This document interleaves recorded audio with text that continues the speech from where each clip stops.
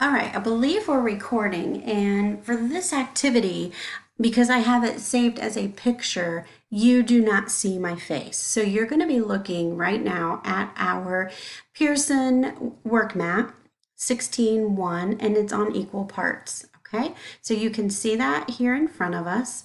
And what I want you to do is you have listened to the not Jack Hartman, you have listened to a book. It's a storybook about two siblings. Sibling is a big word, an adult word for brothers and sister. So there was a brother and sister, and they were trying to work out how to share a pizza without fighting.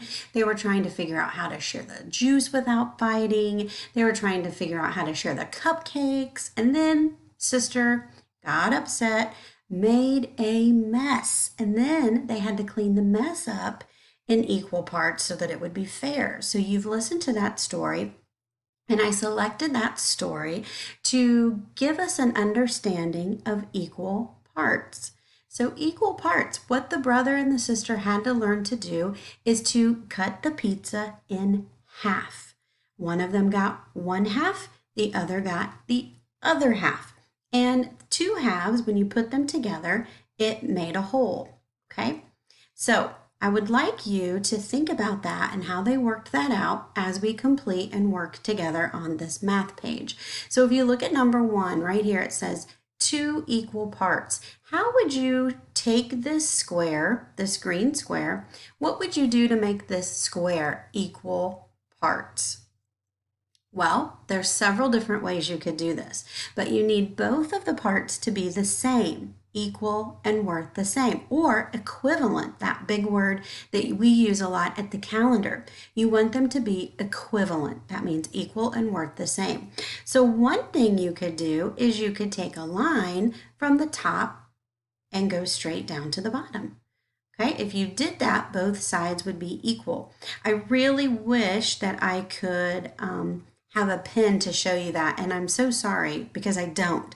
But you could take it and go from the top to the bottom like that and make it equal. You could also think, well, I could also cut it across horizontal and go across that way, and the top would be the same as the bottom. You could even get super tricky and go corner with a straight line as straight as possible to corner, and that would make both sides equal. They each would have a point, wouldn't they? Okay, so you could do it that way. You could also go corner to corner, okay? 4 ways. Whoa, that blows my mind. So you pick one, the way that you like the best. Would it be cutting it from top to bottom?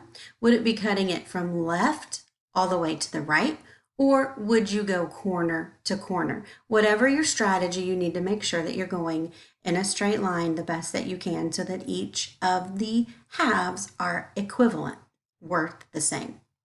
Number 2, now I'm going to pretend I don't know what equal means, and I'm going to cut two parts that are not equal. So I'm just going to be silly. I'm going to go across this top, and I would draw a line there, and I could see that this top is much smaller than the bottom. I think you can figure that out.